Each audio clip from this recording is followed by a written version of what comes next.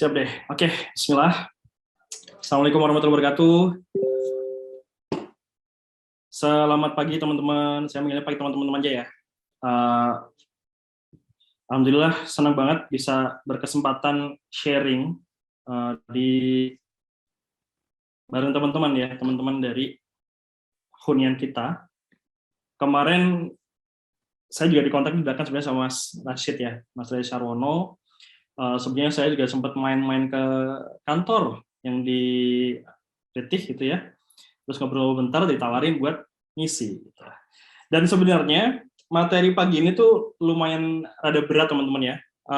Sebelumnya ada yang udah dengar istilah NLP belum sebelumnya? Ini memang agak berat, cuma insya Allah kalau misalnya nanti diterapkan lumayan bisa ngebantu juga untuk proses penjualan properti yang teman-teman tawarin gitu ya. Cuma sebelum teman-teman jawab juga, udah pernah dengar NLP atau belum, atau sebelum kita juga masuk ke materi, ataupun juga sebelum kita sharing bareng-bareng gitu ya. Karena pagi ini adalah event sharing online, jadi saya pengen reminding dulu juga teman-teman juga.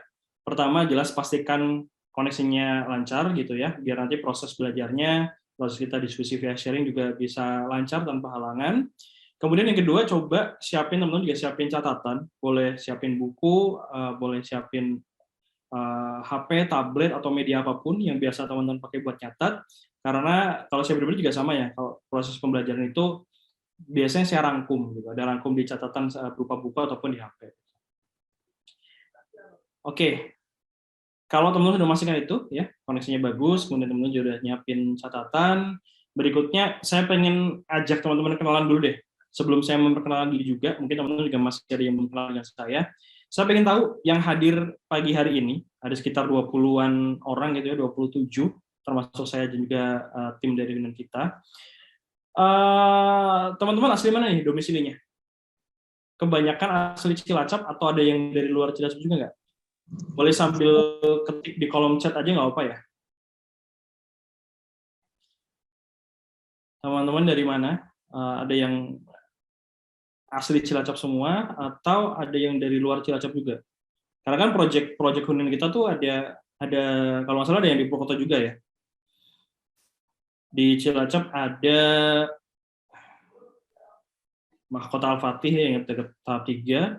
Kemarin report terakhir dari Mas Syarwono juga saya dapat info tuh udah mulai banyak yang terjual juga di unit-unit yang depan itu. Sip, ini saya sambil kenalan ya. Ada Mas Sidik dari Cilacap. Wah, dari Bandung nih, Kang Farhat ya dari Bandung. Mas Fajar dari Cipari. Kalau saya Mas Fajar juga kemarin terakhir ikutan yang di ini ya, Zoom terakhir sebareng saya sama Mas Rono juga. Ada Mas Asefur Mukti, Cilomok Banyumas. Mas Dinur Ikhwan, Mas Dinur ya dari Cilacap. Mbak Nenden dari Sidarja, Mbak Tobu nih. Tadi saya lihat sempat ada on video juga ya. Ada Mas Wahyudi dari Cilacap, Mas Yunianto dari Bantul, Mas Holid dari Cilacap, ada Mas Umar Sucipto dari Surabaya. Paling jauh nih Mas Umar nih, insya Allah ya. Oke. Siapa lagi nih? Ada yang lebih jauh dari Mas Umar nggak? Mas Umar lebih jauh banget Surabaya. Surabaya ada proyek nggak, Mas Tarono? Kayaknya baru Cilacap, Banyumas sama ini ya. Mana tadi Purwokerto, Rosaria.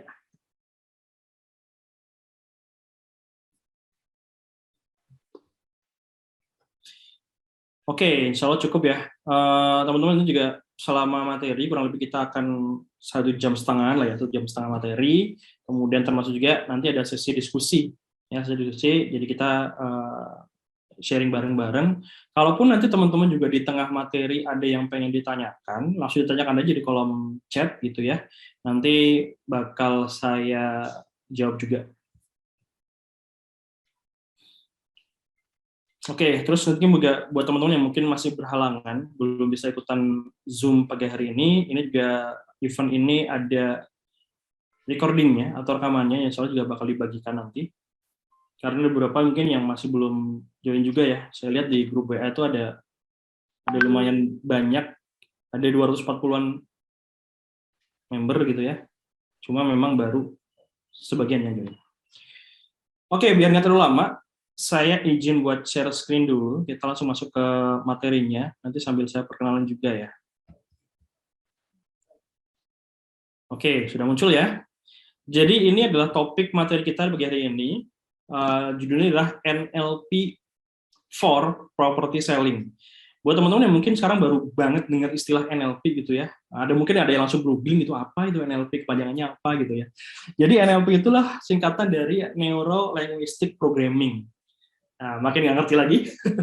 Mungkin buat teman-teman yang udah paham, udah ngerti, udah pernah belajar, mungkin ini ya sebagai materi apa ya, belajar ulang gitu. Tapi kalau buat teman-teman yang baru banget dengar apa itu NLP, bahkan setelah saya jabarkan kepanjangannya apa juga masih asing misalnya gitu ya, insya Allah kita belajar bareng-bareng.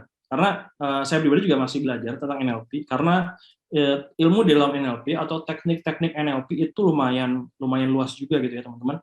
Bisa dipakai untuk jualan, bisa dipakai untuk kehidupan sehari-hari juga gitu ya. Bahkan untuk parenting juga bisa, gimana kita mendidik anak dengan cara NLP juga bisa gitu.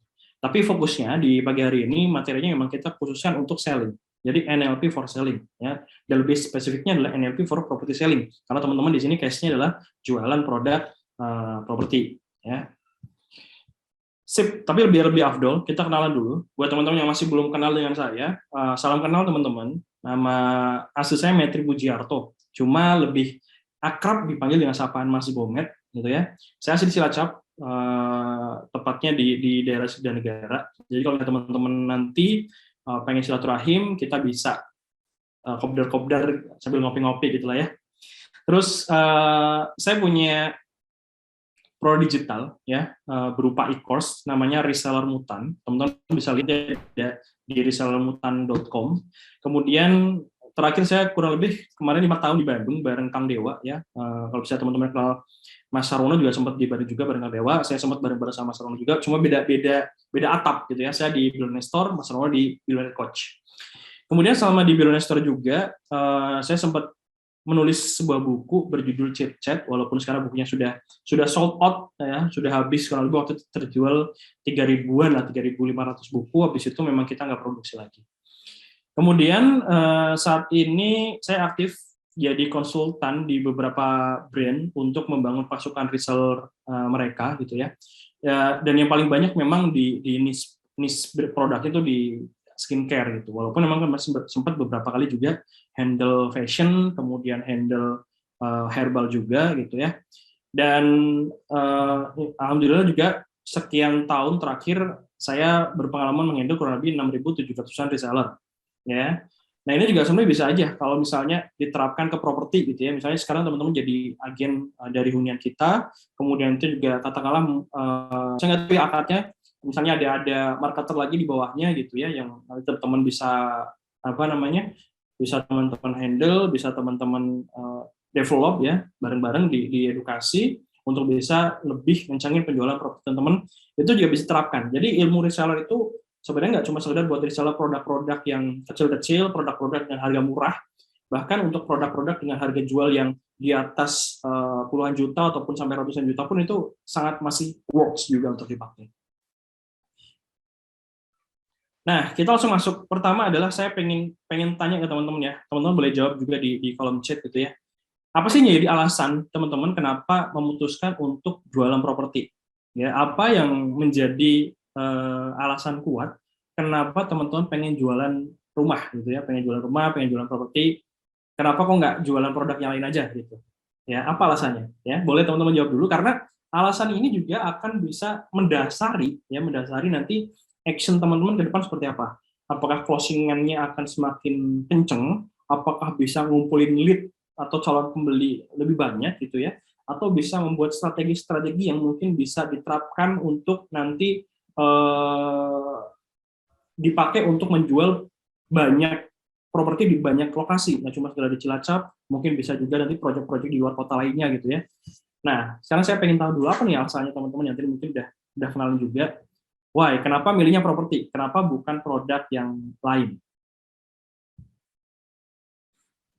Oke. Dari Mas Fauzan nih, cuannya banyak gitu ya, karena memang harga produknya aja udah lumayan gede gitu ya. harga propertinya gede, otomatis juga keuntungan atau komisi dari setiap penjual juga gede.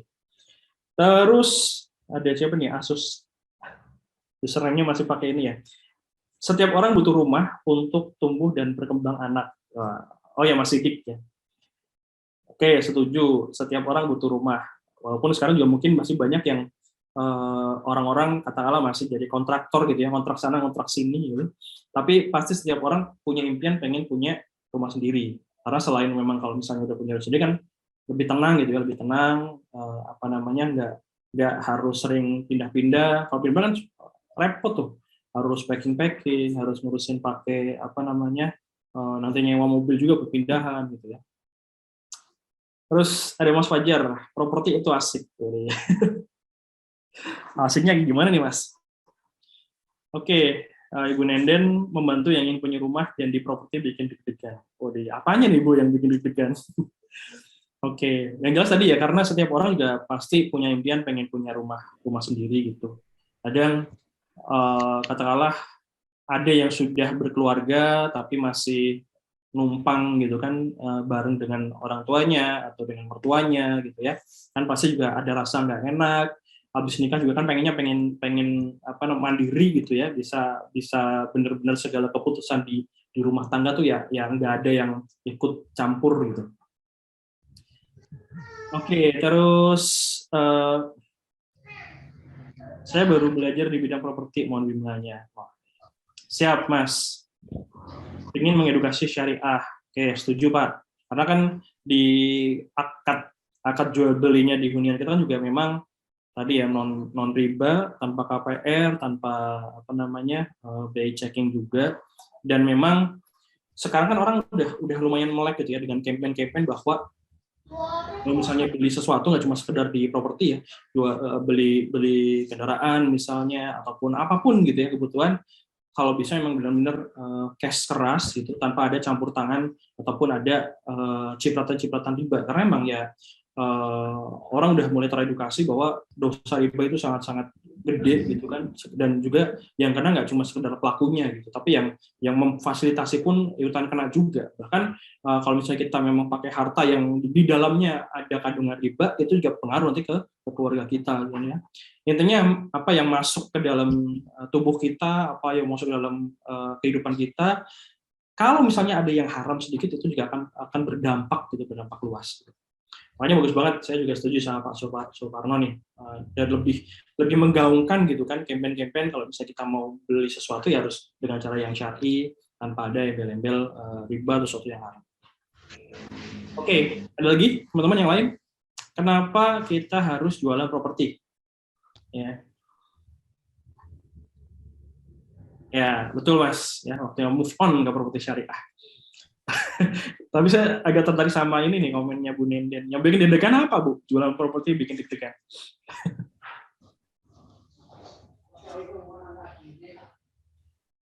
Oke, ada lagi alasan lain? Wah, kenapa kita harus jualan properti? Ini udah ada tambahan orang ya, udah ada 30-an orang, alhamdulillah. Tapi mudah-mudahan juga ada yang nambah lagi nih, teman-teman yang join. Karena nilai properti tidak pernah turun, bahkan cenderung naik terus ya, setuju Mas? Kayak bahkan bisa buat jadi investasi kan, properti, emas juga sama bisa jadikan apa namanya, investasi gitu kan. NFT. Oke, kemudian komisinya gede, setuju. Deg-degan sama uangnya. Oke, sip. Bank syariah itu ada nggak Mas? Bank syariah ada, cuma nanti teman-teman discuss tentang akad tentang syariah juga mungkin kita bikin sesi lainnya gitu ya. Nanti juga teman-teman kan, saya yakin di hunian kita kan sering bikin event offline juga kan, sering ketemu, ada event online juga sering juga gitu kan, nanti bisa discuss lebih dalam. Oke, kita lanjut. Jadi saya setuju ya dengan semua jawaban teman-teman terkait kenapa kita jualan properti, kok nggak produk lain gitu. Ya mungkin teman-teman juga di sini ada yang fokus cuma jualan properti, ada juga mungkin yang jualan produk-produk yang lain juga ada gitu kan. Karena yang namanya jualan kita kan nggak terbatas ya. Kita mau jualan apa namanya banyak produk juga nggak masalah. Oke, ini yang apa namanya dibantu di mute dulu ya, Mbak Dia ataupun Mas Rono. Oke, kita lanjut. Jadi saya rangkum alasan kenapa kita jualan properti, mungkin ada 4 alasan ya. Pertama, properti adalah salah satu kebutuhan premier. Setuju ya? Properti adalah salah satu kebutuhan utama untuk semua orang. Saya yakin semua orang pasti punya impian, punya rumah sendiri, punya properti sendiri. Baik properti dalam bentuk rumah ataupun ruko gitu ya. Dan kedua, properti tadi benar ya, cenderung memiliki nilai yang terus naik. Jadi nilai jual itu terus naik gitu. Tahun sekarang katakanlah harganya cuma 150 juta ya. Berapa tahun kemudian pasti nilainya naik lebih dari 150 juta. Kemudian yang ketiga, bisa dijadikan aset yang menghasilkan passive income. Nah, ini di sebelah rumah saya persis, di sebelah kanan kiri itu juga sama. Di sebelah ada kos-kosan, kemudian di sebelah kiri itu ada rumah yang dikontrakan. Jadi benar-benar bisa banget dijadikan aset. Bahkan saya juga punya beberapa teman gitu ya, yang dalam tanda kutip jadi juragan kos gitu. Jadi juragan kos. Jadi dia bikin apa namanya bangunan gitu kan, properti dengan kawan-kawannya, terus dijadikan kos. Dan kosnya memang letaknya atau lokasinya strategis dengan misalnya kayak perkantoran, kemudian sekolah ataupun kampus gitu ya. Dan itu benar-benar jadi passive income, ya kan? Kita cuma tinggal bangun sebuah properti, habis itu tinggal ya udah gitu. Paling kita promo-promo biar orang mau apa nyewa atau ngekos di situ. Kemudian yang jelas juga ketika kita jualan properti, marketnya itu segmented. Jadi nggak terlalu lebar.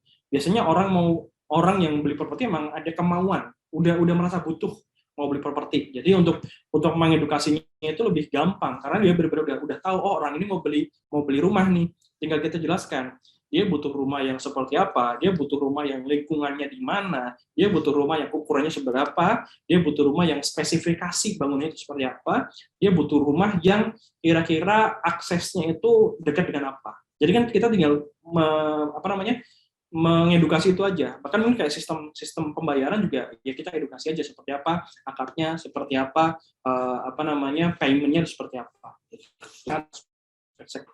Jadi ini alasan ya, beberapa alasan yang membuat kita kenapa harus jualan properti. Next. Nah, ngomongin tentang jualan properti ya, kita juga harus tahu nih tipikal atau kategori konsumen properti. Jadi orang-orang seperti apa sih yang sekiranya dia tepat untuk kita grab sebagai leads atau kita grab sebagai calon pembeli properti nih, calon pembeli rumah gitu.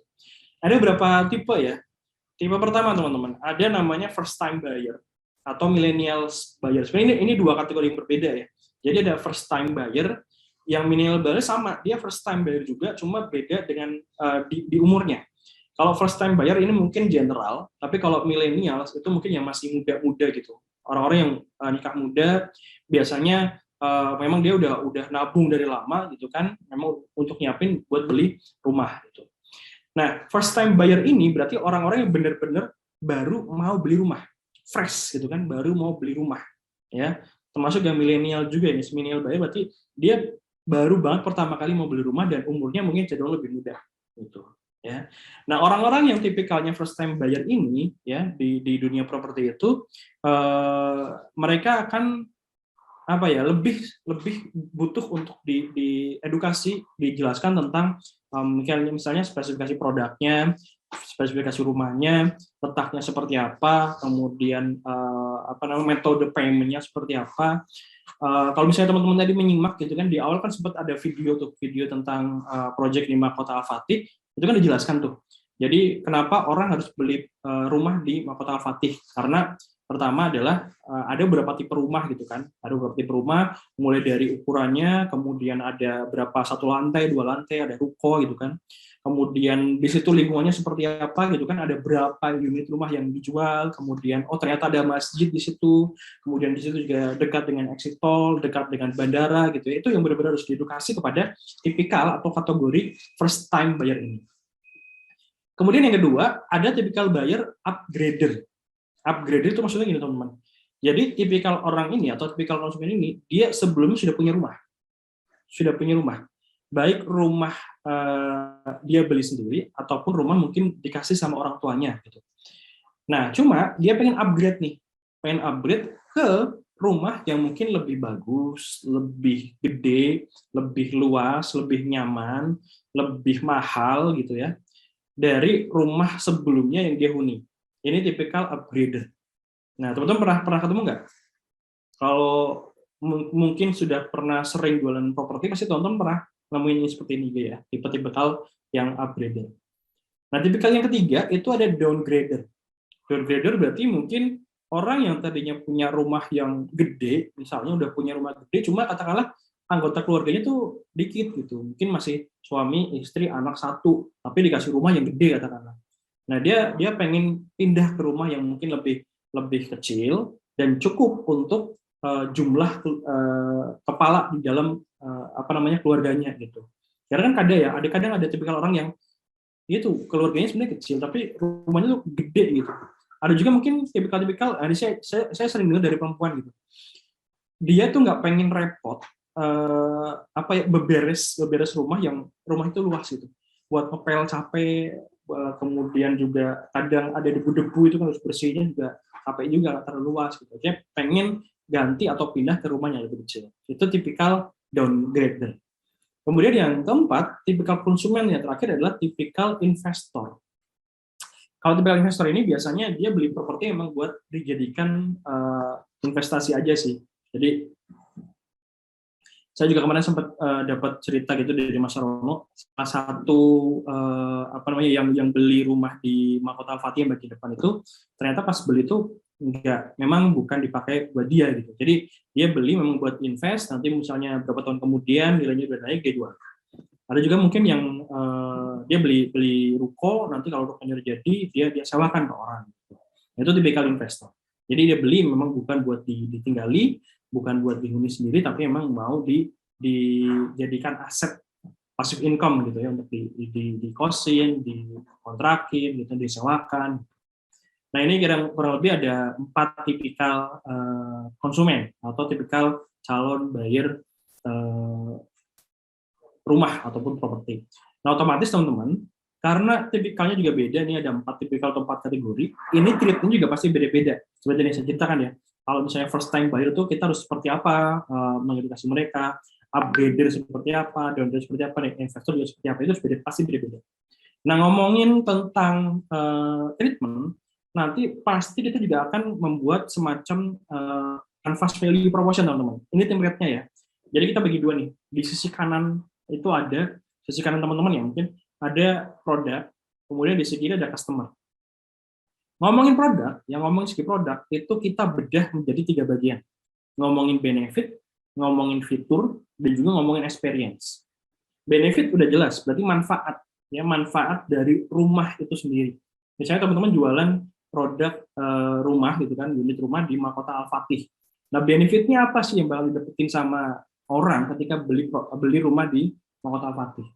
Ya manfaatnya apa? Misalnya bisa dapat hunian atau rumah dengan model desain yang eksklusif, kemudian modelnya juga apa namanya up to date gitu kan, nggak ketinggalan zaman.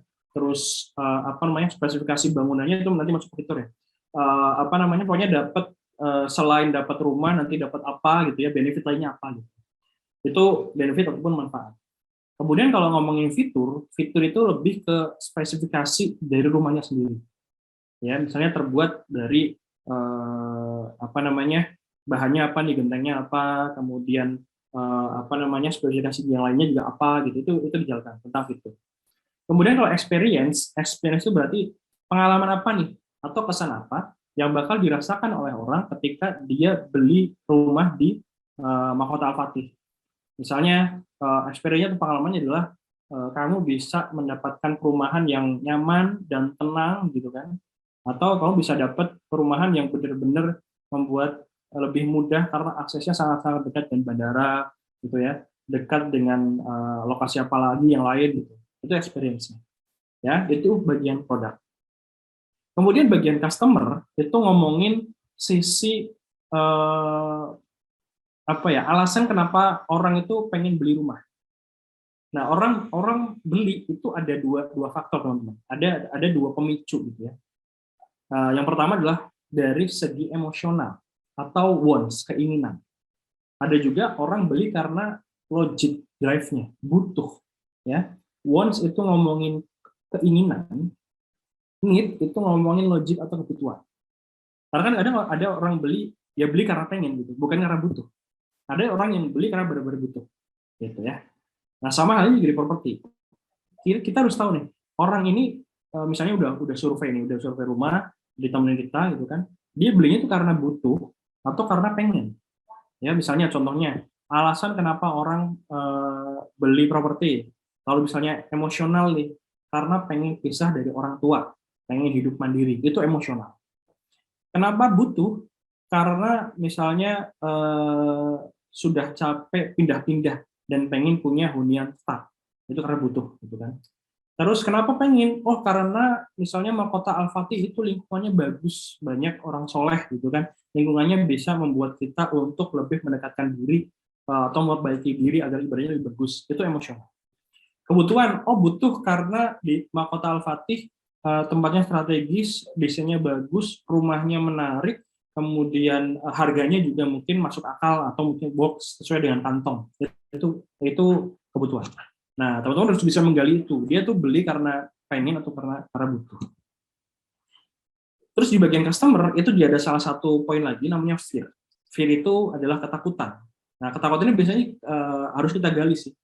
Jadi misalnya apa sih alasan yang membuat orang mereka udah survei, udah tanya-tanya kok kenapa masih belum jadi beli rumah ke kita gitu di Mahkota Al-Fatih misalnya. Bisa jadi alasannya mungkin ini harus kita gali ya. Bisa jadi mungkin karena pertama dia ternyata belum punya uang yang sesuai budgetnya dengan harga rumahnya. Kedua mungkin karena belum percaya dengan kita sebagai agen yang menawarkan. Ketiga mungkin karena mereka melihat dengan penawaran properti yang lain atau perumahan yang lain ternyata masih menarik yang lain gitu. Belum menemu apa sih added value yang ada di perumahan Mahkota Al-Fatih atau belum nemu unique value-nya apa nih gitu. Nah, makanya ini juga penting harus kita gali antara produk ya, ngomongin benefit, fitur dan juga experience, dan juga ngomongin customer nih dari segi wants, need dan juga fears-nya ya. Dan ini juga harus dibedah bareng-bareng. Nanti kalau suatu saat ada kesempatan lain kita bisa nih ketemu offline untuk ngebedah tentang value canvas proportion ini. Insya Allah ya. Next. Nah, kalau misalnya teman-teman sudah mulai ngenalin nih kategori konsumennya, tinggal kasih treatment yang tepat sesuai dengan kategorinya, insya Allah akan lebih besar juga presentasi closing-nya. Nah, sekarang kita masuk langsung ke bahasan teknisnya ya, ngomongin tentang NLP for selling. Teman-teman tadi udah saya jelaskan ya, NLP itu adalah singkatan dari Neuro Linguistic Programming. Jadi ngomongin sesuatu yang masuk ke dalam otak kita dan keluarnya jadi apa gitu. Yang masuk kan macam-macam ya, ada visual, ada verbal gitu kan, ada fisik gitu, pokoknya banyak lah input yang masuk ke dalam tubuh kita, yang masuk dalam otak kita, kemudian nanti outputnya apa gitu. Outputnya ada jadi action. Ya, kita langsung bedah. Pengertian NLP itu sendiri adalah Neuro Linguistic Programming. Jadi program di sini adalah input ya, input yang masuk dalam otak kita, kemudian nanti kan diproses dulu tuh. Misalnya kita dapat gosip, dapat berita gitu ya, jangan gosip ya. Dapat berita, dapat kabar apa? Ya lagi update misalnya sekarang lagi rame tuh apa namanya putranya Ridwan Kamil kan sempat lagi hilang di Swift, di salah satu sungai di Swiss kan. Nah, kita kan dapat info tuh. Oh, info. Kan diproses dulu benar atau enggak, real atau hoax gitu. Nanti dari outputnya apa? Output itu respon kita dari info yang masuk ke dalam tubuh kita. Rumusnya adalah if then. Jika ada kabar apa, kemudian apa yang kita lakukan, apa respon kita. Gitu. Ya, itu program. Kemudian kalau linguistik sendiri itu adalah bahasa dan juga kata-kata, baik verbal ataupun non verbal. Kemudian kalau neuro itu adalah pikiran. Ya, pikiran di sini adalah auditory, visual dan kinestetik.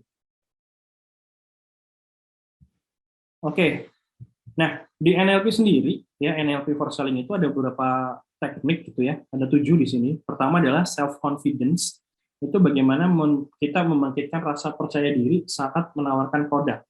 Karena mungkin bisa aja kita punya produk yang bagus nih kualitasnya. Kita punya project properti yang benar-benar sangat-sangat potensial. Tapi kita sendiri mungkin nggak pede buat menawarkan. Itu akan ya gagal juga gitu kan, nggak jadi closing. Kedua adalah appointment teknik. Jadi ini bagaimana caranya kita membuat janji untuk dealing. Karena terkadang orang butuh bertemu untuk bisa lebih yakin untuk beli. Ya, dan ini kalau di properti kan memang harus ketemu kan. Kalau nggak ketemu ya gimana dia lebih yakin untuk lihat unitnya langsung. Kemudian instant rapport adalah bagaimana caranya membuat calon buyer tuh nyaman dengan kita di 5 menit pertama. Karena penting banget, first impression itu penting, teman-teman. Ibaratnya kayak kita dulu lah ketemu misalnya yang udah pernah nikah nih. Pas pertama kali lihat suami kita dulu, pas pertama kali lihat istri kita dulu, kan ada rasa deg-degan tuh. Itu first impression tuh. Nah, ketika buyer ketemu kita, ada rasa deg-degan juga nggak gitu? Atau cuma biasa-biasa aja? Nggak tertarik, nggak merasa, wah saya harus lebih sering ngobrol sama Mas ini nih. Gitu. Nah, nanti mungkin di sesi kali ini kita bakal bahas bagaimana membangun instant rapport ya. Karena kalau tujuhnya kita bahas, kayaknya nggak bakal cukup sih waktunya. Jadi kita bahas tentang instant rapport. Cuma saya sedikit sedikit bahas-bahas sedikit lah ya. Ya, kemudian dari need and wants, ini bagaimana kita membangun dan menggali kira-kira apa yang jadi keinginan dan kebutuhan. Nah ini kayak tadi ya, kita bikin semacam canvas value proposition untuk bisa ngebedah orang beli karena kepengen itu karena apa, orang beli butuh karena butuh apa. Ya, nanti juga kita mempelajari tentang persuasive communication, teknik komunikasi persuasi yang bisa bikin orang semakin yakin. Ada closing strategi, ini juga mungkin nanti saya ada ya 7 teknik closing di slide akhir nanti. Strategi efektif untuk menghasilkan closingan dari customer, dan yang terakhir adalah objection handling, bagaimana cara mengatasi keberatan. Misalnya orang belum jadi beli karena belum punya duit, itu harus seperti apa. Orang belum jadi beli karena belum nyaman dengan kita, itu kita harus seperti apa. Ya, ini beberapa teknik di dalam NLP. Nah, kalau misalnya ngomongin NLP, maka kita ngomongin human model of the world. Ya, input apa yang masuk ke dalam otak kita, ya misalnya ada teritori, ada audio berupa suara.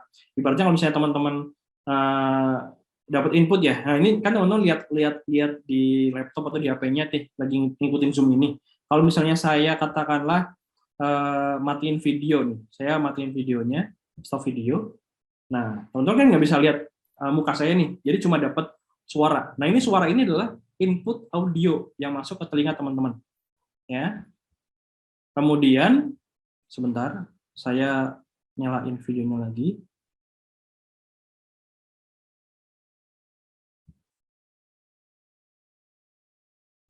Atau saya off sebentar ya.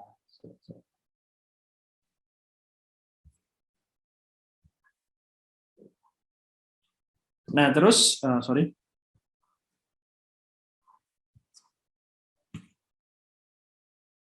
Oke, udah nyala.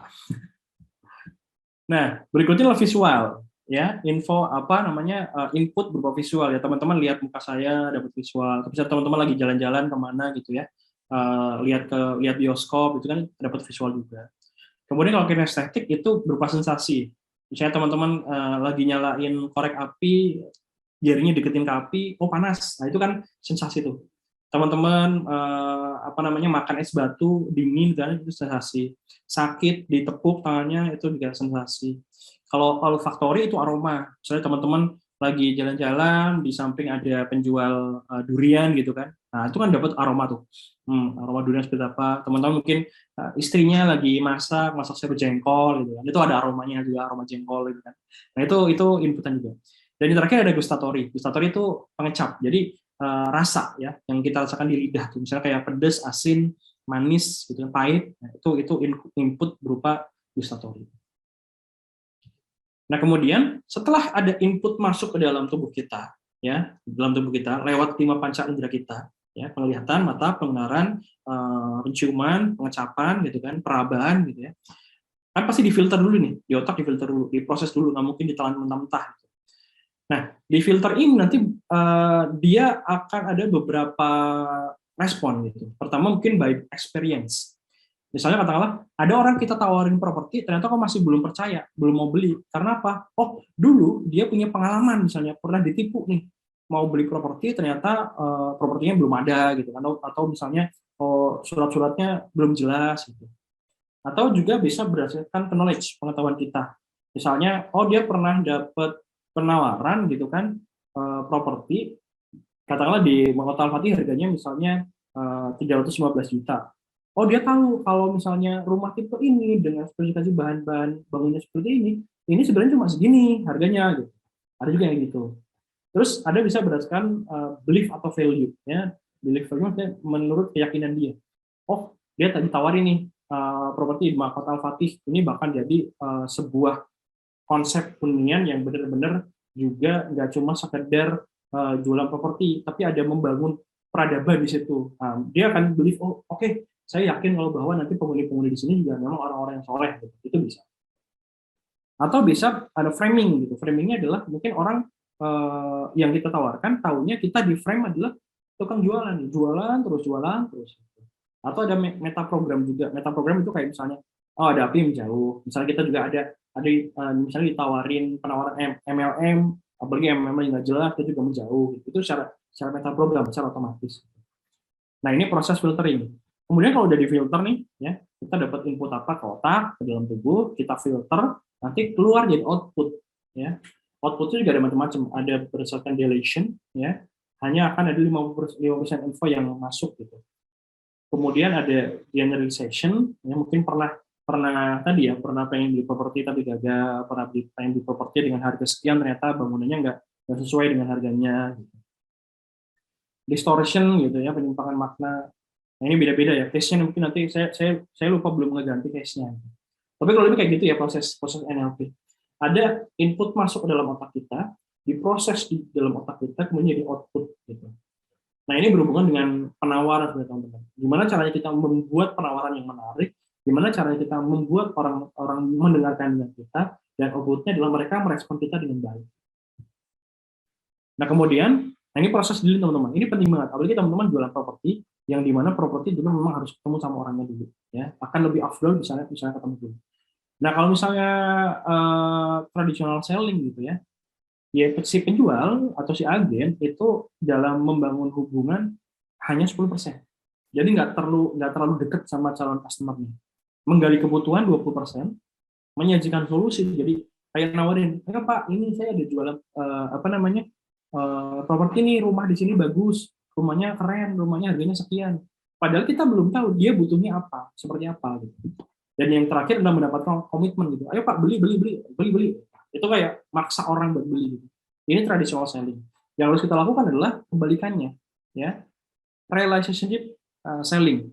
Jadi yang penting dalam jualan atau apalagi jualan properti itu tuh kedekatan dulu sama calon konsumen. Kita harus kenali dia dulu. Ya, kita juga harus dia bikin dia kenal dengan kita, bikin dia nyaman dengan kita, gitu kan. Habis itu gali kebutuhannya. Orang itu butuh rumah yang kayak gimana, butuh budgetnya ada berapa, dia keluarganya ada berapa, anaknya ada berapa, gitu kan. Kemudian dia punya kendaraan apa, kalau misalnya punya kendaraan mobil, berarti dia harus punya tempat parkir, ada carportnya, terus jalannya juga harus lebar, gitu kan. Nah, kalau kita udah tahu, udah kenal, udah paham kebutuhannya apa, baru kita kasih solusi. Ya, kita kasih solusi dengan cara apa? Jelaskan produk-produk kita. Nanti terakhir, mendapatkan komitmen antara dia nanti kita closing atau enggak, itu tuh bakal ngalir kok, ngikutin teman-teman. Kalau misalnya kita udah deket, udah tahu kebutuhannya apa, udah nawarin solusinya, masalah closing itu ngikutin. Ya, kalau tadi yang traditional selling kan pengennya cepat-cepat closing tanpa tahu kebutuhan mereka apa, bahkan tanpa dekat dengan mereka. Jadi teman-teman silahkan ini boleh di screenshot gitu ya. Yang paling penting adalah kedekatan dulu dengan calon pembeli. Oke, next. Nah, kita masuk ke building rapport. Ini salah satu teknik di NLP yang tadi saya bilang. Hari ini atau pagi ini kita akan fokus ke building rapport. Bagaimana caranya membangun kedekatan dengan calon customer atau dengan calon pembeli. Rapport, teman-teman, rapport adalah connectedness ya, hubungan gitu, hubungan. Nah, rapport level itu ada beberapa level, ada tiga level ya. Pertama adalah attention. Bagaimana membuat orang memperhatikan kita atau kenal dengan kita. Yang kedua, comfort. Bagaimana membuat orang nyaman dengan kita. Ya, kalau udah kenal, bikin nyaman. Ya, dan yang ketiga adalah trust. Bagaimana membuat orang udah nyaman, tapi cenderung lebih percaya dengan kita, gitu.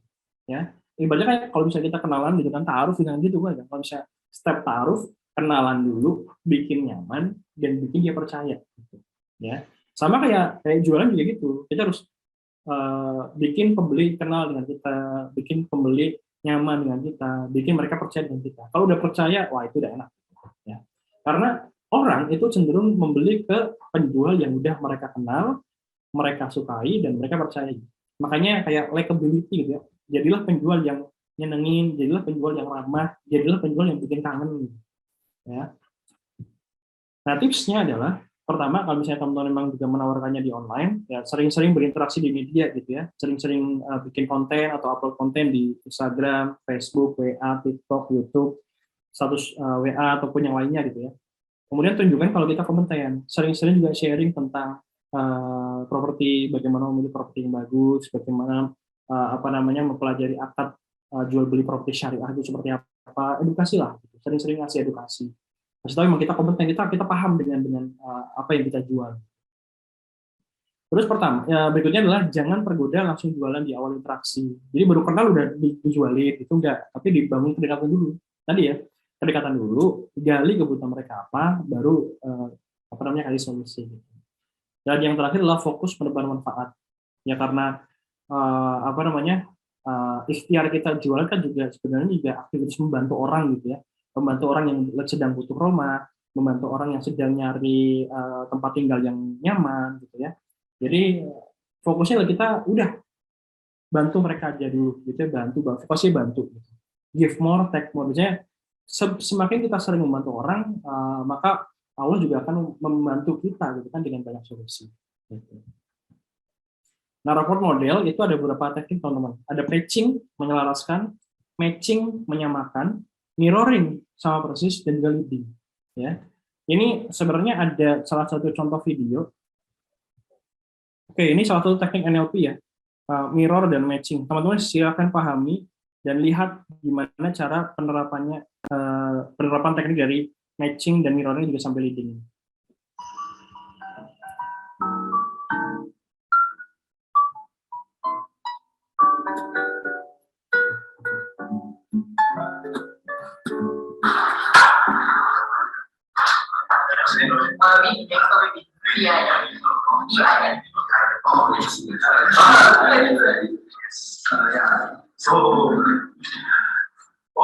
It's really hard talking to orient.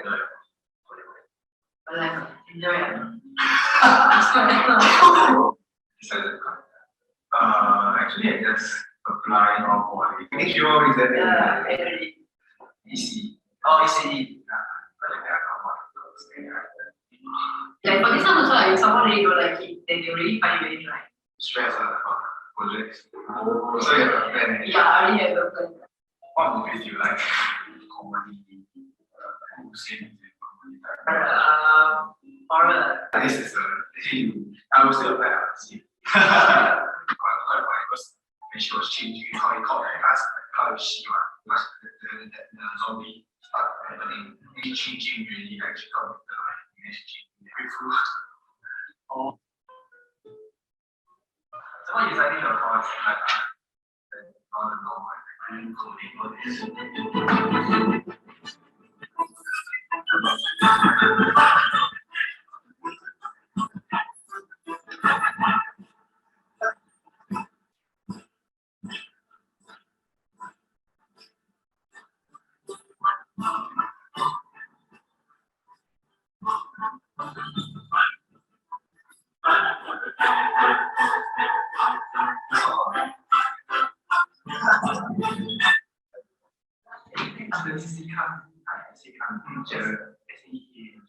Oke, bayang ya. Sebenarnya ada satu lagi sebenarnya.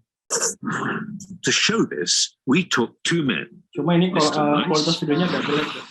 and Mr. Nasty, and placed them in a controlled environment. Then we asked several volunteers to meet them and discuss different subjects. Favourite films? Yeah, well, got plenty of those. Yeah, you go first. What the volunteers didn't know was that while Mr. Nice was being friendly and warm, Be careful. You've been a lot. Mr. Nasty was being as negative and as difficult as possible. One about AIDS. Philadelphia story. Yeah. Didn't like that very much. Right. Not really. But crucially, both Mr. Nice and Mr. Nasty have been asked to deliberately move their bodies in specific ways, So you got any more favourites? while cameras watched for a response from the volunteers that would reveal what was going on in their mind. Well, a bit of one. Oh, yeah. Gradually, as the conversations developed, an extraordinary thing began to happen. I didn't. The volunteers with Mr. Nice gradually began to copy him. They kind of used those well, and the acting was so good. They kind of all got away with it. And no one laughed in their head. No. I mean, I shouldn't. There's no reason to suggest that we should like that. But there's something. Meanwhile, those with Mr. Nasty didn't copy him at all. But I'm really enjoying 24 at the moment. Have you seen it? Saw it once. Yeah, no, I didn't like it very much. No. No.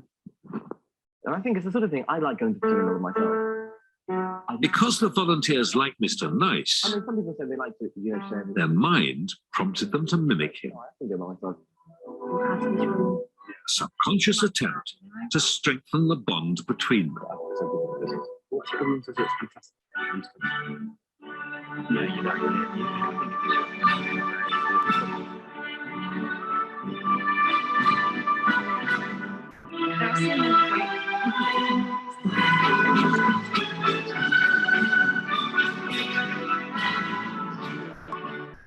I saw Raymond Holmes. Did you? Yeah. Did you speak? Oke, menarik ya tadi ya videonya ya. Nah, itu tadi penerapan dari ini ya, nama tekniknya adalah patching, menyelaraskan atau matching. Jadi kita kayak pertama, kan jadi case yang kedua adalah ada dua orang tuh. Satu orang tapi dia meranin dua karakter. Satu jadi orang yang nyenengin, satu jadi orang yang ngeselin gitu. Nah ternyata si orang-orang yang ngobrol dengan dia lebih ketika udah berhadapan dengan orang yang nyenengin, dia ngikutin geraknya. Jadi mirroring, ya.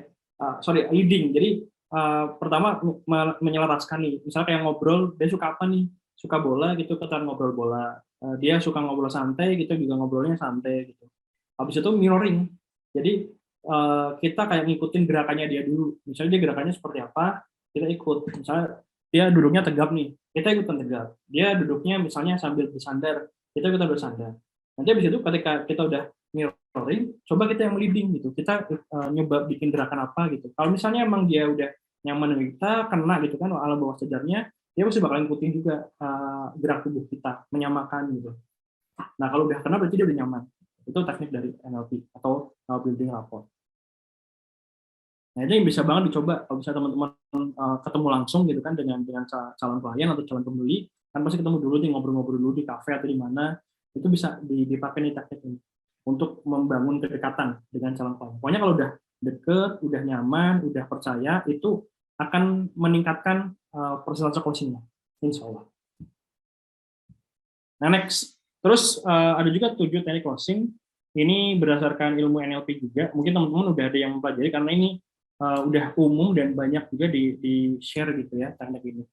Pertama, ini ada 7 teknik ya. Pertama ada direct close, ada assumptive close, ada alternate close, ada teknik 1, 2, 3, ada teknik candu, ada price framing, dan juga conversational postulate gitu. Nah, ini contoh direct close. Jadi bikin pertanyaan gitu ya. Langsung tanya, tapi pertanyaan itu kayak seolah-olah memang mengarahkan ini udah closing gitu. Jadi bukan mau survei siang ini enggak, Pak. Ada pertanyaan enggak kan? Jangan sampai orang jawab enggak gitu. Jadi pertanyaannya mengarahkan bahwa dia yang benar-benar mau closing atau melakukan sesuatu sesuai dengan pertanyaan kita. Ini pertanyaan ada dua contoh ya. Mau survei unitnya siang ini, Pak. Jadi kita mengarahkan bahwa orang ini bakal survei siang ini. Gitu. Yang kedua, ada lagi yang perlu saya siapkan sebelum fix ambil unitnya, Bu. Ya, jadi seolah-olah kita tanya bahwa dia tuh bakal closing. Jadi kita bantu butuh siapin apa lagi nih. Ya, jadi direct close. Nggak ada kesempatan orang buat beli belum gitu. Ya. Ini bisa dicoba, teman-teman. Kalau selama ini masih pakai, Pak, hari ini mau jadi survei enggak? Nah, bisa jawab enggak dia. Pak, jadinya mau ngambil unit ini atau enggak? Oh enggak mas, enggak jadi. Nah, itu kan gagal. Gitu, ya. Ini bisa dicoba. Terus yang kedua, ada assumptive clause. Ini juga hampir-hampir sama gitu ya. Jadi mengasumsikan bahwa dia pasti beli gitu. Nah ini pertanyaannya nih, seandainya sudah ngobrol sama istri Pak, jadi mau ambil tipe berapa? Tipe yang 7-10 kali 10 atau tipe yang mana gitu. Jadi kan kayak seandainya kalau udah ngobrol sama istri, jadi mau ambil tipe yang mana? Jadi sebenarnya kalau misalnya katakanlah dia harus diskusi dulu sama istri. Tapi pertanyaan kita adalah mengarahkan dia setelah diskusi mau ambil tipe yang mana? Gitu. Atau pertanyaan kedua, kalau jadi survei hari ini, mau saya jelaskan detail yang mana, Bu? Jadi itu kan sama mengasumsikan bahwa kalau jadi ini siang ini ada calon pembeli yang mau survei, dia tuh mau survei yang rumah tipe mana dulu gitu. Jadi nggak cuma sekedar ya survei Bu. Berarti kan surveinya nggak jelas nih survei yang tipe mana dulu. Nah ini langsung diarahkan mau survei tipe yang sekian Pak. Ya. Kemudian teknik yang ketiga ada alternate clause. Alternate clause ini kayak semacam pertanyaan pilihan teman-teman. Ya, ini mungkin teman-teman sering dengar juga ya. Misalnya, setelah mempertimbangkan mau ambil unit 1 lantai atau 2 lantai, Mas. Nah, jawabannya kalau nggak ambil 1 lantai, ya ambil 2 lantai gitu. Bukan setelah mempertimbangkan mau ambil unit 1 atau enggak, Mas. Nah, ada pertanyaan enggak lagi kan, itu gagal nanti. Jadi ada pertanyaan pakai 2 pilihan gitu. Mau ambil unit 1 lantai atau 2 lantai, atau Mbak nanti setelah ini deal pembayarannya mau cash atau angsur. Nah berarti kan dia jawabnya antara cash atau angsur, nggak jadi beli gitu. Ini alternate clause. Berikutnya ada namanya teknik 123. Nah teknik 123 itu akan sangat powerful untuk nge-follow up. Jadi jangan langsung dikasih seabrek di awal ya teman-teman. Misalnya berikan 3 call to action. Misalnya call to action pertama, nawarin dengan penawaran normal. Oh Pak, kalau misalnya beli properti di Mahkota Al-Fatih nih, Bapak bakal dapat rumah dengan desain yang bagus Pak. Harganya juga kompetitif kok, sangat-sangat terjangkau lah. Itu penawaran pertama. Misalnya habis ditawarin itu dia masih mikir-mikir lagi. Nah, kasih penawaran. Terus Pak, misalnya nih, kalau misalnya Bapak beli properti hari ini juga, saya bakal kasih special offering Pak. Ada penawaran khusus buat Bapak. Apa? Bisa berupa diskon atau bonus. Kalau Bapak ambil sekarang ya, kita kasih harganya 315 juta Pak. Tapi kalau misalnya nanti ditunda, itu bakal naik Pak. Jadi 350 juta. Kan lumayan gapnya tuh. Nah itu penawaran kedua. Atau dikasih bonus. Oh Bapak kalau misalnya ambil yang unit ini nih, hari ini deal gitu kan, cash, saya kasih bonus sih Pak. Saya kasih bonus berupa apa gitu. Dikasih misalnya dikasih TV kayak, dikasih sofa atau apa gitu, itu bisa. Udah dikasih penawaran spesial masih nolak juga gitu kan, kasih scarcity. Scarcity itu penawaran yang ada limitasinya, ada keterbatasan. Jadi misalnya dikasih offering bonus, itu kasih limitasi teman-teman. Tapi ini terbatas Pak, cuma bulan ini aja, jadi bulan depan udah nggak ada bonus. Atau, aduh ini cuma buat 10 pembeli pertama Pak, jadi kalau bisa Bapak nanti nunda, udah kebeli sama 10 orang, ya udah nggak ada bonus lagi Pak. Ya, jadi teknik 123 ini juga ampuh untuk follow up. Berikutnya ada price framing. Nah ini mungkin kayak kita kalibrasi dulu nih sama pembeli. Kira-kira dia tuh tipikalnya yang mana? Apakah tipikal orang yang memang sudah punya duit banyak gitu kan? Atau benar-benar kita lihat oh ini masih muda berarti dia hasil nabung sekian lama, duitnya masih terbatas buat beli unit yang gede. Nah itu sama, kita tanya dulu. Kira-kira Bapak punya budget berapa untuk beli properti yang Bapak inginkan Pak? Ya nanti biar saya bantu pilihkan nih unit yang sesuai dengan budgetnya. Tapi kan sama nih, pertanyaan adalah menggiring bahwa dia mau beli unit rumah gitu kan sesuai dengan budgetnya. Atau bisa sama, saya bisa upayakan khusus Bapak, tapi bisa DP dulu untuk amankan unitnya. Maksudnya gini, saya bisa amankan rumah ini Pak, walaupun tinggal satu, harganya juga sekian, Bapak misalnya belum punya uang cash setara dengan harga rumahnya, nggak apa-apa. Saya bisa upayakan tapi DP dulu Pak, di DP dulu, nanti sisanya bolehlah diangsur. Itu bisa. Terus ada juga yang terakhir adalah teknik konversional postulate. Jadi arahkan calon klien untuk melakukan sesuatu yang itu salah satu bentuk closing gitu. Misalnya kayak oh Pak silakan save nomor saya dulu, nanti kalau udah yakin bisa kontak saya, atau nanti saya kontak-kontak Bapak saya telepon gitu ya. Kalau misalnya masih belum yakin saya jelaskan via telepon. Atau ajak dia untuk survei unit dulu. Jadi misalnya ada yang tanya-tanya nih teman-teman, misalnya iklan di Instagram, iklan di Facebook Marketplace atau via SEO gitu ya. Ada yang tanya-tanya, ajak mereka buat survei gitu. Biasanya kalau misalnya udah survei, udah lihat unitnya kan bisa lebih yakin tuh. Beda dengan orang yang baru tanya-tanya via WA doang. Kemudian ketemuan juga di rumah kita, di rumah dia gitu kan, datangin langsung ke rumahnya apa untuk meyakinkan ya, biar dia lebih yakin. Terus bisa juga buat surat kerjasama ya, ajak mereka untuk melakukan DP, bikin invoice atau kuitansi dan lain-lain. Goalnya adalah biar segera terjadi closing. Ya, jadi jangan sampai misalnya ada orang yang tanya-tanya berhenti bertanya-tanya, itu jangan sampai. Tapi lakukan sesuatu yang menggiring dia untuk melakukan action yang mendekati ke closing.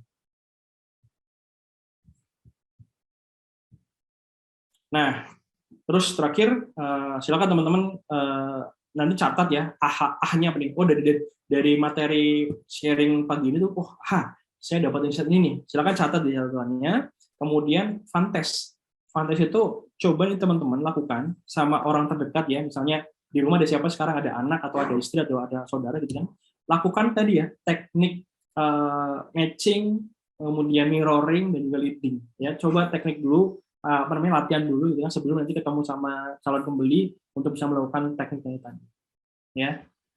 Oke, insya Allah itu aja materi yang bisa saya ringkan di pagi hari ini. Mudah-mudahan teman-teman bisa mendapatkan insight baru dan juga bisa mendapat manfaat yang bisa diaplikasikan. Tentunya doa saya teman-teman bisa lebih kenceng lagi closingannya, bisa lebih sering lagi dapat pembeli dan beli rumah yang teman-teman tawarkan. Untuk berikutnya, kita bisa buka sesi tanya jawab. Saya kembalikan lagi ke Mbak Dea. Monggo, Mbak. Pak Metri, ada pertanyaan dari Pak Doni. Bagaimana handle buyer lokasi dekat makam? Oke, siap. Halo Pak Doni. Pak Doni. Halo. Asli mana Pak Doni? Saya dari Malang. Kebetulan itu ada teman saya itu, Mbak Fitri sama Mbak Firda juga ikut join Zoom ini. Wih, mantap Pak. Oke, ini menarik ya pertanyaannya ya. Bagaimana handle buyer? Mungkin lokasi propertinya di dekat makam Pak ya? Iya benar. Oke, sebenarnya yang perlu dipatahkan itu adalah biasanya tuh orang itu secara persepsi atau secara asumsi kalau deket makam pertama horor gitu ya. Iya benar. Terus pas lihat juga misalnya tinggal misalnya beli rumah di situ, tinggal di situ takutnya emang ada apa-apa kalau malam gitu kan. Iya. Nah, ini mungkin yang bisa dicoba adalah kita coba rubah dulu persepsi itu Pak, bahwa makam itu ya sebenarnya nggak ada hubungan langsung dengan tempat tinggal kita. Terus nanti mungkin bisa lihat real case-nya ya, karena saya juga di Cilacap ada beberapa properti yang itu dekat sama makam juga gitu, dekat sama makam, tapi ya bersebelahan, Coach. Bersebelahan. Oh, bersebelahan. Bersebelahan. Oke, ya sama ini juga ada Pak di Cilacap itu ada salah satu properti ya, kalau nggak salah di jalan Kendeng nih itu ada. Jadi ada satu komplek properti depannya ya, bahkan depannya persis itu ada makamnya gitu. Itu memang harus dipecahkan dulu persepsinya. Kemudian nanti selain melihat dari situ, itu juga harus punya unique selling-nya Pak, atau added value dari properti ini apa. Jadi selain dari lokasi, keunggulan properti ini yang lainnya apa? Misalnya, walaupun properti ini komplek ini dekat dengan makam atau bersebelahan, tapi properti ini punya desain yang bagus, kemudian rata-rata penghuninya atau lingkungannya juga lingkungan yang soleh-soleh gitu. Terus biasanya juga kadang kalau dari segi harga bisa lebih terjangkau juga gitu kan. Jadi poinnya memang harus cari unique selling point-nya Pak dari properti tersebut gitu. Itu kalau pengalaman dari saya. Nanti mungkin kalau misalnya ada teman-teman dari hunian kita yang juga punya pengalaman tentang unit yang bersebelahan dengan makam, boleh di-sharingkan juga. Ya, terima kasih Coach. Sip, sami-sami Pak Doni.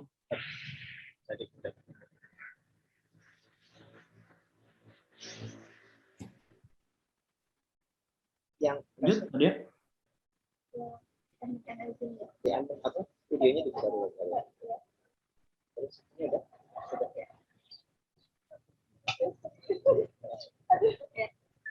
Masalah apa aja tuh, price. Nah, ini selanjutnya ada dari Pak Sony. Apakah teknik NLP ini cocok untuk marketing online? Oke, teknik NLP sudah nggak terbatas cuma buat offline ya. Maksudnya untuk online pun bisa. Apalagi ya kayak 7 teknik closing tadi itu sering banget saya pakai di ini Mas, di CS online saya. Terus kalau misalnya lihat itu kan contoh ya, misalnya di Mahkota Al-Fatih ada landing page-nya juga, ada website-nya juga kan. Kalau misalnya Mas Sony sering lihat iklan gitu kan, baik iklan di Facebook ataupun di Instagram, nanti kan pasti ada itunya tuh, ada ads copy-nya atau ada copywriting-nya. Itu copywriting pasti pakai bahasa NLP juga. Terus pas masuk ke landing page, di landing page juga pasti ada tuh, ada apa namanya, kayak ya set, misalnya pertanyaan tentang kegelisahan orang apa, kemudian dikasih solusi gitu kan. Itu kan salah satu teknik NLP juga. Tapi yang paling powerful memang jika teknik NLP ini dipakai untuk CS online pun sangat-sangat efektif juga, Mas. Jadi nggak terbatas sih, nggak cuma sekedar di offline. Bahkan juga teknik mirroring itu juga bisa kita pakai di online. Gitu. Jadi misalnya kita harus tahu tipikal-tipikal yang chat kita, apakah dia bahasanya lugas atau dia senang ngobrol ngalor ngidul dulu, kita ikutin aja. Kalau bahasanya lugas, kita balasnya dengan lugas juga. Dia suka ngobrol-ngobrol dulu, kita balas dengan ngobrol-ngobrol dulu. Terus misalnya dia bahasanya sering ketawa, bahkan ini walaupun sepele tapi penting ya. Misalnya dia tipikal ngetiknya ketawanya pakai hahaha, kita ikutan hahaha, bukan WKWKWK gitu ya. Nah itu kan sama kayak teknik mirroring gitu, menyamakan dulu. Biar apa? Biar orang nyaman dulu dengan kita, walaupun via chat gitu ya. Ya, jadi bisa dipakai Mas teknik NLP di online. Next, Mbak.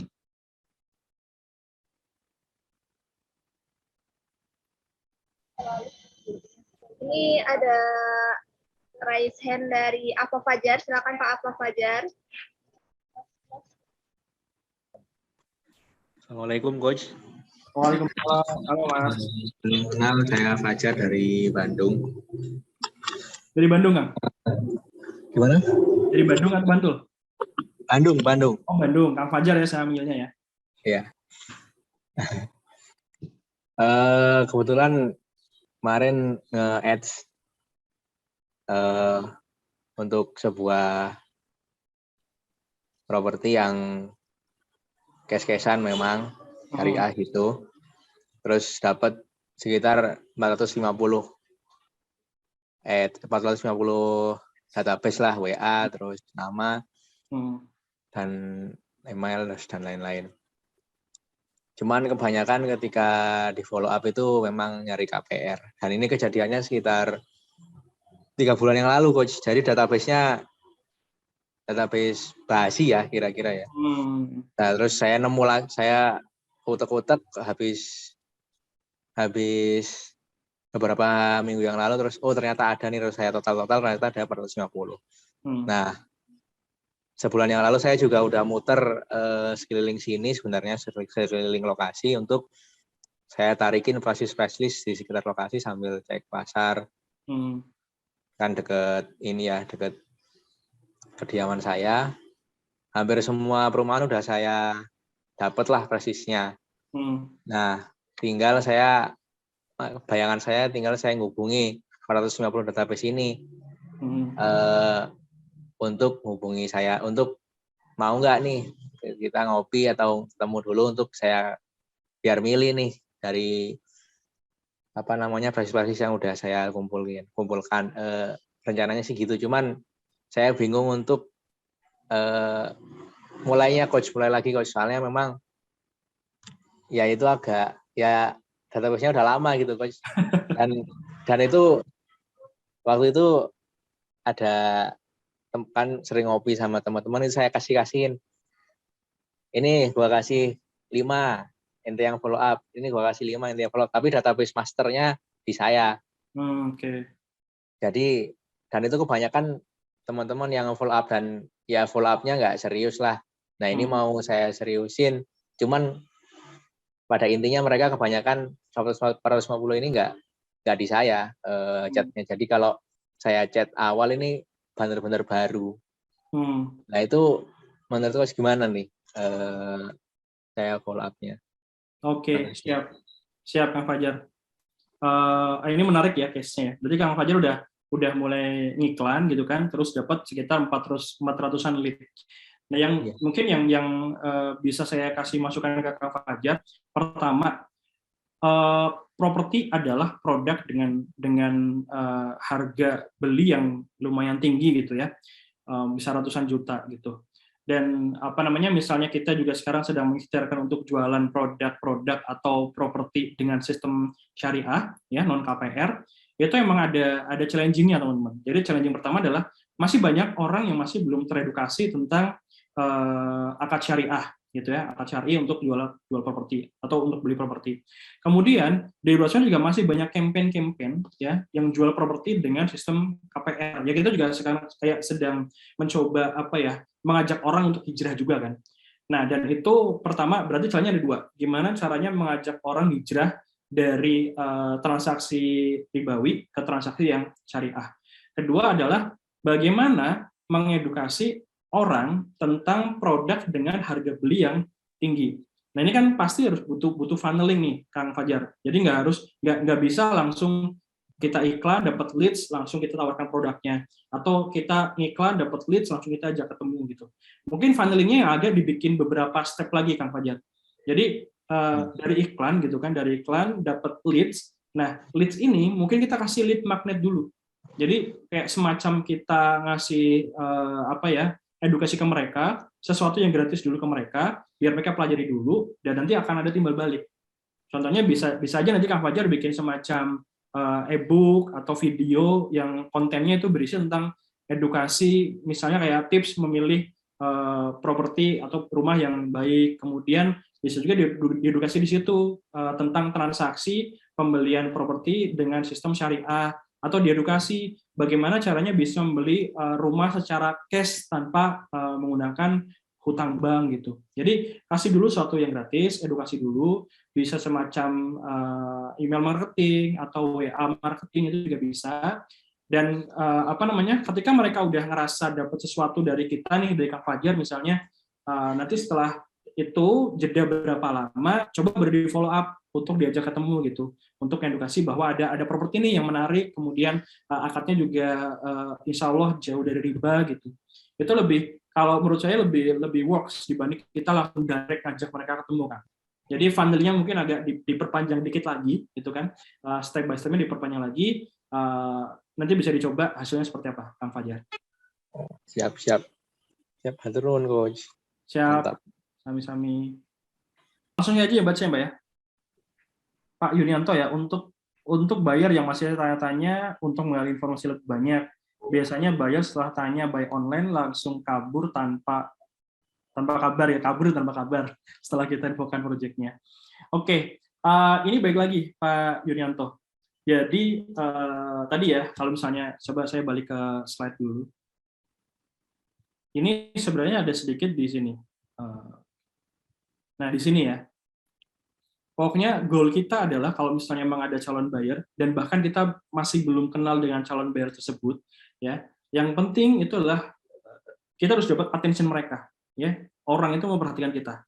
Apa yang kita omongin, apa yang kita sampaikan, dia benar-benar memahami. Kalau di online indikatornya apa Mas Gomet? Kalau misalnya dia memang memahami, biasanya balasan chatnya lebih antusias, nggak cuma sekedar simple. Kalau misalnya oh iya, oke, itu kan terlalu simpel kan. Nah, bahasa kita harus bahasa yang ngobrol, terus selalu pancing. Setiap kali kita chat ke dia, selalu akhir dengan pertanyaan juga. Itu biar mancing dia juga nanti tanya balik. Jadi jangan sampai sekedar misalnya ada orang tanya gitu ya, Mas, saya pengen tahu dong kalau di Mahkota Al-Fatih tuh ada apa aja rumahnya, tuh seperti apa. Terus biasanya kesalahannya adalah balesnya itu sekedar ngasih product knowledge doang.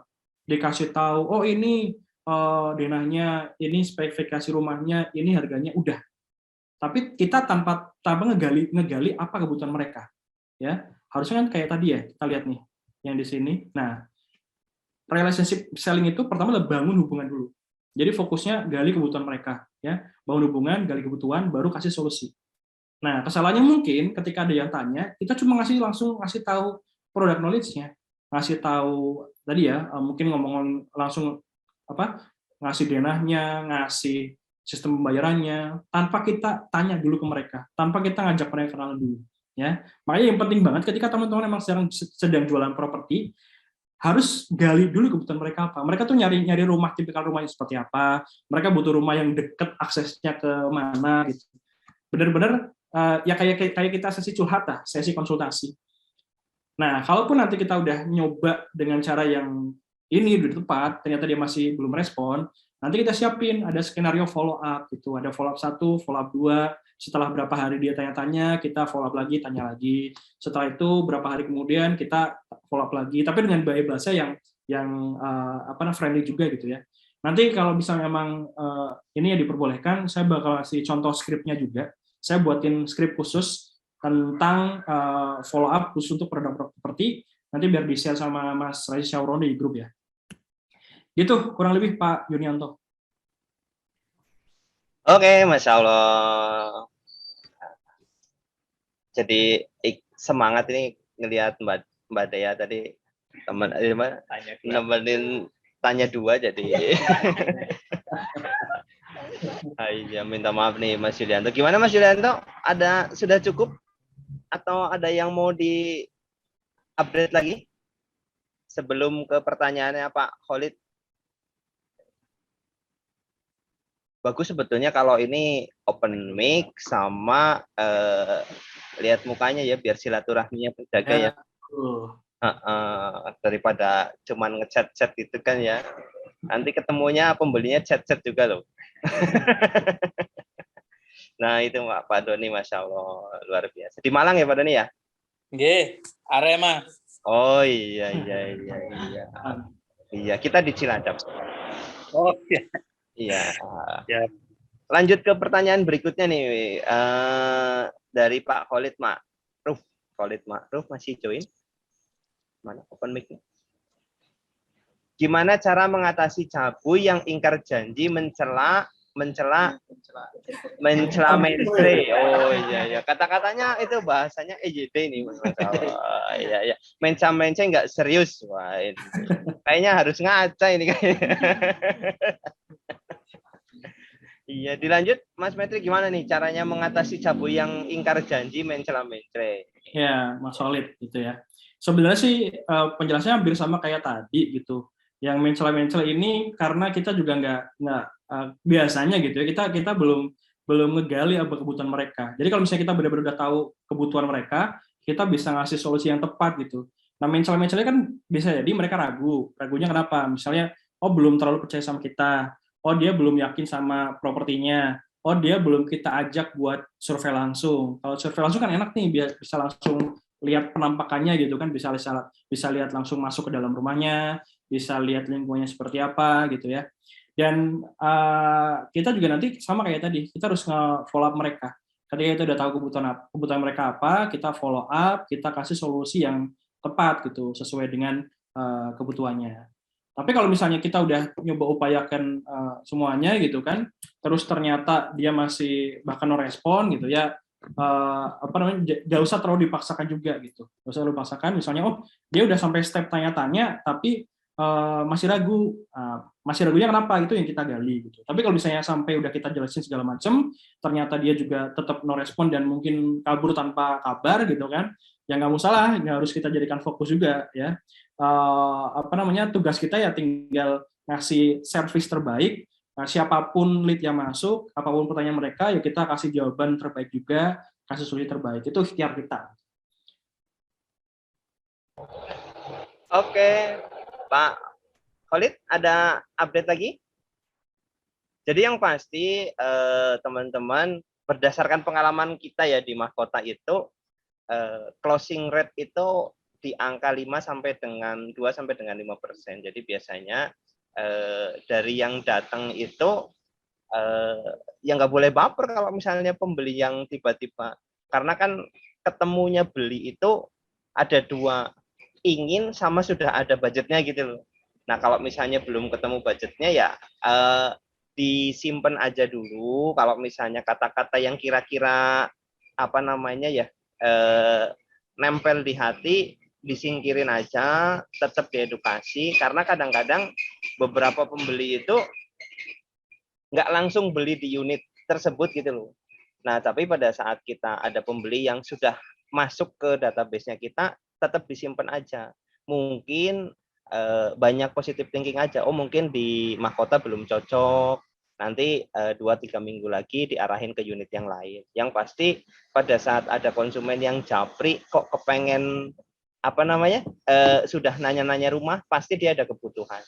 Cuman tinggal satu, karena butuh tok kan juga ini ya, kadang-kadang budget itu kan juga penting ya. Nah, menemukan pembeli yang butuh dan sudah ada uangnya itu yang paling seru ya. Ke pertanyaan berikutnya ada Mbak Endah nih, Mbak Endah, Masya Allah ini yang salah satu marketing terbaik di hunian kita ini, padahal ini sudah pernah closing 1 ini kayaknya ya. Bagaimana menghadapi cabu yang sudah menggali informasi di kita, tapi selalu buru-buru ingin survei lokasi sendiri. Ya terima kasih harusnya ya, survei lokasi sendiri. Monggo Mas Metri. Ya, ini kalau mungkin kalau dari sisi kita lihat dari 2 sisi ya. Kalau dari sisi pembeli, kita harus tahu apa nih kira-kira kenapa dia masih apa namanya kok pengen langsung survei ke lokasi sendiri. Misalnya udah kita tawarkan untuk survei bareng gitu ya. Itu harus kita gali. Kenapa? Apakah kita belum terlalu ramah, kita apa namanya service-nya kurang maksimal gitu ya. Atau justru memang dia udah pengen benar-benar cepet beli langsung gitu dan pengen langsung tanya ke orang yang ada di kantor pemasaran misalnya. Nah, kalau misalnya dari segi kitanya gitu kan, ini sebenarnya bagus gitu karena ya dia udah pengen langsung survei, ada langsung tindakan take action, nggak cuma sekedar tanya-tanya doang. Tinggal nanti mungkin dikoordinasikan sama teman-teman yang ada di kantor tuh. Kalau misalnya dibikin janjian gitu ya, misalnya ada Mas Sarwono atau Mas siapa di kantor di situ, dikoordinasikan aja, Mas ini ada calon konsumenku yang mau survei langsung ke kantor, mohon bisa dibantu ya. Nah, saya kan juga pasti di teman-teman di hunian kita juga sudah ada skema seperti itulah, skenario seperti kalau misalnya ada case seperti ini. Gitu ya, Mas Imam, ada gitu juga nggak? Iya. Kalau ada yang kepengen survei, biasanya kecenderungannya itu apa namanya ya, mungkin sebetulnya kembali pada saat dia buru-buru kok surveinya sendiri, mungkin kitanya sebagai marketing yang ngejar-ngejar, makanya dia kurang nyaman. Nah, sebetulnya ya tadi disampaikan mirroring aja.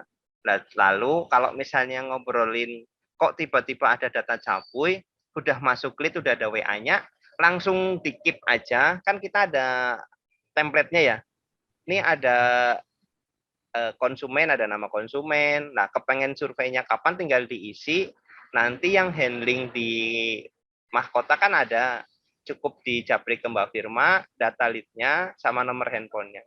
Nanti tetap kita bantu follow up-nya. Kalau untuk unit Al-Fatih ya. Kalau untuk unit yang lain di hunian kita kan ada beberapa ya. Itu juga ada beberapa marketing in-house-nya. Jadi tugasnya teman-teman cukup nge-up aja, nanti yang bantu closing dari kita. Gitu.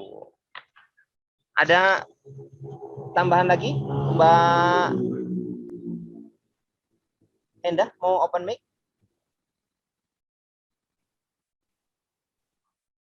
Cukup? Kalau cukup ke berikutnya. Cukup, terima kasih. Oh iya. Iya, langsung follow up lagi Mbak Endah. Iya, semangat, insya Allah. Iya, ini Redmi 5C. Redmi 5C ini kayak 9C itu kayaknya dipakai buat sekolah anak ini, daring ini. Akido mental nih Mas. Kayaknya jurus baru ini di teori. Saya baru dengar juga soalnya Mas. Jadi nggak bisa jawab. Mungkin bisa open mic. Apa ini? Redmi. Ini nanti ada satu sesi sendiri nih. Sidik Mas Imam. Oh, Mas Sidik, Masya Allah. Miliar ini. Ya, miliar. Oh, Masya Allah. Cerita dong Mas Sidik. Miliar ini banyak santrinya Popo di sini. Dari Malang juga kayaknya santrinya Popo ini deh. Gimana pengalaman ke pesantrennya kemarin? Akido mental itu gimana? Akido mental ini? Ya itu ya memang saya belum sempat jelas banget ya itu hubungannya di ada tema NLP itu ada teknik akido mental seperti itu. Makanya saya coba tanya paham gambarannya seperti apa. Oke. Nanti kita cari guru yang sudah sampai ban hitam ini berarti. Akido mental itu mungkin. Mohon maaf tadi terjeda saya ada kegiatan jadinya belum mengikuti di pertengahan tadi. Jadi di awal saya ikuti, pertengahan terputus. Ini tadi baru nyambung lagi jam 11-an kalau nggak salah. Oh iya. Nanti ini kita share link rekamannya yang dari depan bisa diulang lagi. Oke, siap. Ya. Ditunggu di kantor loh. Ya. Kalau udah ngomong miliar itu PTJ-nya harus diselesaikan. Nah, ini kebetulan laptopnya lagi error jadinya mati-mati sendiri. Daily activity-nya belum bisa masuk. Iya. Antara doa sama ikhtiar harus diselaraskan. Iya, betul. Iya, Masya Allah. Oh iya, Mas Sidik ternyata ya. Oke, senantiasa sehat Mas Sidik. Ditunggu di kantor nih. Oke. Pertanyaan berikutnya ya. Ada pertanyaan lain Mas Sidik? Mas, sampai jam berapa ini Mas Metri? Seberesnya Mas. Sampai duhur lah ya, sampai adzan duhur lah ya. Kayak kita sepakati sampai adzan duhur ya. Oke. Ada pertanyaan dari Mas Fajar. Apa boleh kita sekali-kali cuekin konsumen? Daerah mana ini yang sudah ada? Malang, Coach. Malang. Iya. Saya mood dulu ya. Nggak apa-apa kalau misalnya memang dirasa sudah cukup, bisa ini ya kalau misalnya adzan ya jangan sampai ikhtiar dunia kita mengganggu ikhtiar yang sebenarnya. Iya kan katanya ini hanya sekedar untuk menunggu waktu sholat kan ya. Jadi kalau udah waktunya sholat langsung kelepat nggak apa-apa. Lanjut ke Pak Fajar nih. Apa boleh kita sekali-kali cuek ke konsumen dengan niat supaya buyer itu penasaran Mas. Wah ini keren Pak. Jangankan konsumen, istri juga boleh kadang-kadang dicuekin. Silakan Mas Metri. Ya, kalau ini jelas saya pribadi prefer enggak ya. Saya prefer enggak. Kecuali emang kita nggak butuh duit Mas ya. Jadi kalau misalnya di level service ya, kan ada 3 level ya. 1 bad service, kedua good service gitu kan, ketiga wow service. Nah, kalau misalnya memang kita mau nyoba jadi penjual yang baik, tentunya bukan sekedar good service, tapi wow service gitu.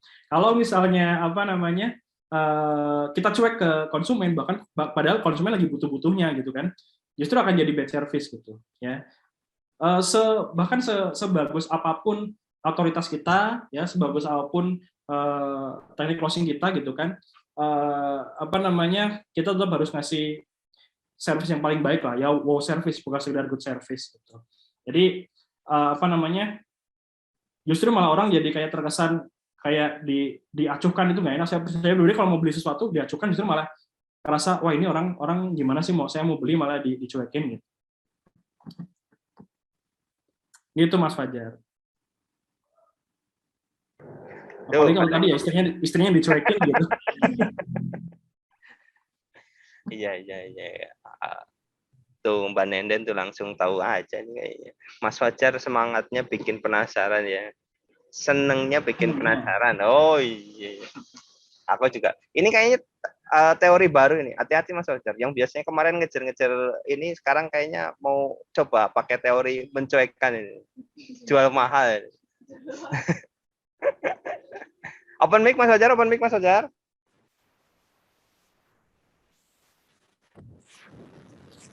Biar kenal lo sama Mas Fajar. Fajar Properti kalau di dunia maya. Pokoknya kalau ngelihat postingnya Mas Fajar Properti ya Masya Allah itu.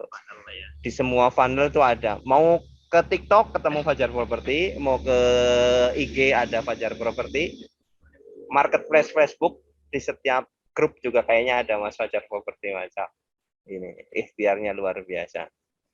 Sampai yang terbaru kayaknya sudah ke marketplace ya sekarang ya. Kalau saat ini marketplace sama YouTube ya Pak ya. Iklannya udah jalan. Iklannya udah jalan belum Mas Fajar, iklannya Mas Fajar? Udah jalan Pak. Saat ini sih lagi fokus di YouTube kayaknya. Kalau dari versi saya gitu. Oh iya. Google ya. Google insya Allah, ya. iya, insya Allah nanti ke depan kita carikan mentor untuk Google Marketing. Kayaknya udah pernah ya Mas? Google Marketing itu ada kayaknya. Nanti coba ini. Keren. Oke. Terima kasih Mas Metri nih pencerahannya. Luar biasa, bagus. Iya, Masya Allah. Doakan segera pecah telur, oh Mas Doni. Iya, Mas Doni tadi kayaknya di Malang sudah adzan ya. Dari yang lain ada pertanyaan lagi kayaknya, ini pertanyaan dari kolom chat sama raise hand sudah habis semua kita bacakan. Mungkin ada closing statement atau dari Mas Arono ada yang mau disampaikan dulu terkait sama hunian kita. Siapa tahu ada teman-teman yang belum tahu bagaimana cara bergabung jadi mitra ini di sini. Silakan Mas Arono. Ada dua note ya. Satu itu terkait tentang mitra basic ya mitra di hunian kita. Kita ada sistem daily activity-nya buat teman-teman. Jadi memang aktivitas harian yang harus lakukan jadi tiap harinya itu. Sebentar sampai. Nah, ini ada di link ya di setiap grup mitra dari hunian kita dan mitra VIP itu ada daily activity yang harus dilakukan setiap harinya gitu. Contoh, jadi sebelum linknya kan tidak ada, nanti masuk dengan nama, terus nanti masukkan email.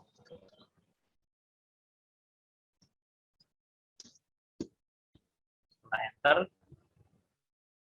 Nah, nanti memasukkan contoh hari ini posting ke feed Facebook lah. Nanti setelah posting ke feed Facebook tinggal paste linknya. Story Facebook, WA. Kalau untuk mitra basic ada 9 daily activity yang harus dilakukan. Jadi Facebook, WA, Instagram, marketplace Facebook, jual beli properti di grup, terus di marketplace Facebook, di YouTube, di TikTok, terus akan diupdate. Nah ini kayak gini nih, linknya itu di grup khusus di WA. Kalau mitra VIP juga sama. Jadi ada ini juga ada rewardnya. Kalau mitra basic ingin lari ke mitra VIP, ya ada jumlah poin yang harus dikejar agar bisa lari ke mitra VIP. Nah, untuk mitra VIP biasanya kita rewardnya iklan untuk Facebook Ad atau Google Ad atau saldo untuk akun premium di marketplace properti.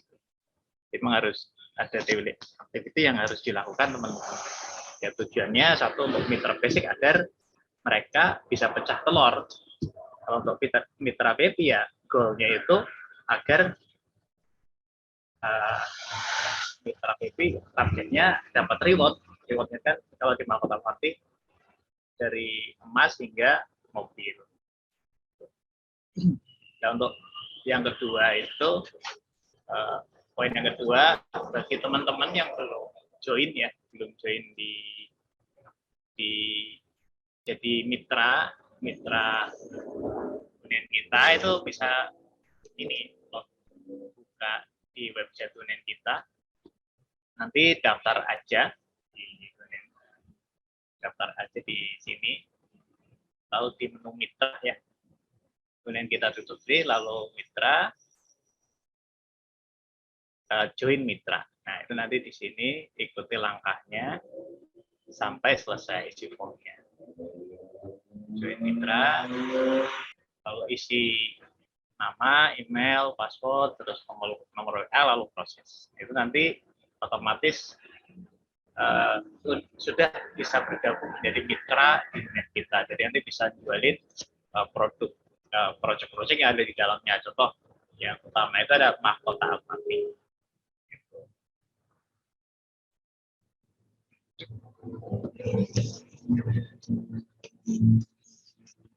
Oke, Masya Allah sudah mendekati waktu duhur ini. Kalau sudah tidak ada pertanyaan lagi, mungkin closing statement dari Mas Medri. Silahkan waktu dan tempat kita persilakan. Oke, thank you Mas. Sip, teman-teman, terakhir ya, mungkin saya ucapkan terima kasih buat teman-teman yang sudah hadir dan belajar diskusi bareng di event Zoom bareng hunian kita ya, siang hari ini. Kemudian mudah-mudahan juga dari sharing hari ini teman-teman bisa dapat insight baru yang tentunya bisa ngebantu atau bisa langsung diaplikasikan. Doa saya, pertama teman-teman selalu diberikan nikmat kesehatan, kemudian selalu dilancarkan, dan selalu diberikan kemudahan dari setiap aktivitas, closingan propertinya bisa terus meningkat, dan yang penting bisa dapat ridho dari Allah SWT. Terus berikutnya saya ucapin juga buat Mas Sarwono dan tim dari hunian kita yang udah ngasih kesempatan buat sharing-sharing di siang hari ini. Mudah-mudahan nggak kapok gitu ya. Next time kita bisa diskusi secara offline kalau misalnya ada kesempatan di lain kesempatan. Terima kasih teman-teman. Kalau misalnya nanti teman-teman memang mau ada discuss, boleh discuss di grup, atau misalnya mau ketemu offline juga mangga kita jadwalkan buat ngopi-ngopi bareng. Terima kasih teman-teman. Dari saya itu aja. Wassalamualaikum warahmatullahi wabarakatuh.